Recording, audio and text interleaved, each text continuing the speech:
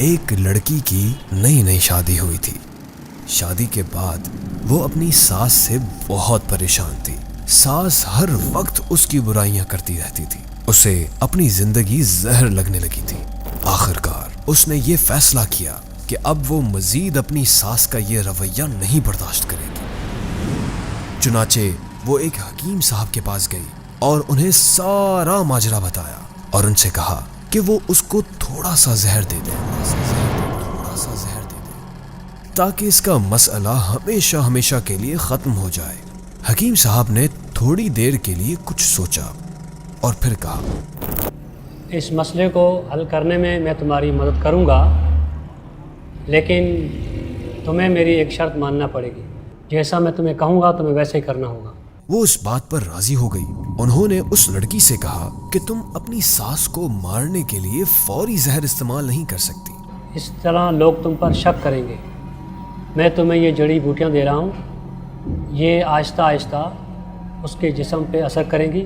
ہر روز تم کچھ اچھا پکانا اور پھر انہیں کھانا دیتے وقت اس میں یہ جڑی بوٹیاں ڈال دینا، اور ہاں، اگر تم چاہتی ہو کہ کوئی تم پر شک نہ کرے تو تمہیں یہ خیال رکھنا ہوگا کہ تمہارا رویہ ان کے ساتھ بہت دوستانہ ہو، اپنا سلوک اچھا رکھنا، غصہ مت کرنا، اور ان کے ساتھ ایک ملکہ کی طرح برتاؤ کرنا۔ ہفتے گزر گئے اور پھر مہینے۔ وہ روزانہ کچھ اچھا پکا کر اپنی ساس کو خاص طور پر پیش کرتی تھی۔ اسے یاد تھا اپنی ساس کی خدمت کرنی ہے۔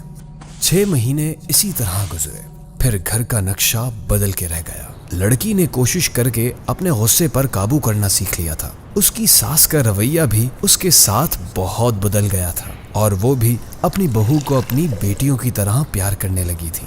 پھر ایک دن وہ دوبارہ حکیم صاحب کے پاس آئے اور ان سے کہنے لگی کہ آپ مجھے کوئی ایسا طریقہ بتائیں جس سے میں اپنی ساس کو اس زہر سے بچا سکوں جو میں نے انہیں دیا ہے۔ وہ بہت بدل گئی ہیں اور میں نہیں چاہتی کہ وہ اس زہر کی وجہ سے مر جائیں۔ حکیم صاحب مسکرائے اور کہنے لگے کہ تمہیں فکر کرنے کی ضرورت نہیں ہے، میں نے زہر دیا ہی نہیں تھا۔